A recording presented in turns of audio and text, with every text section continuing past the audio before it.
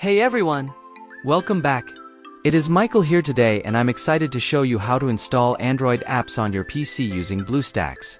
BlueStacks is a popular Android emulator that allows you to run Android apps and games on your computer, giving you access to a wide range of apps right on your desktop. Whether you want to play mobile games, use social media apps, or access other Android applications on your PC, BlueStacks makes it easy. So let's dive into the tutorial. The first step is to download BlueStacks from their official website. Open your web browser and go to www.bluestacks.com.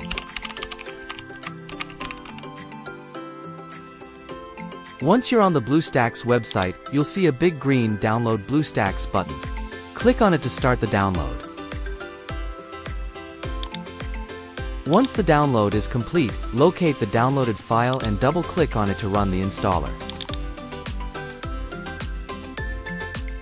Follow the on-screen instructions to complete the installation process. This may take a few minutes, so be patient.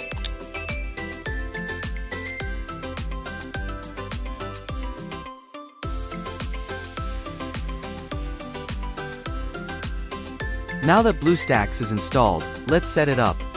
Once you're signed in, you'll see the BlueStacks home screen. Look for the Google Play Store icon and click on it to open the Play Store. In the Play Store, you can search for any Android app you want to install. Use the search bar at the top to type in the name of the app you're looking for. Once you've found the app you want to install, click on its listing to open it.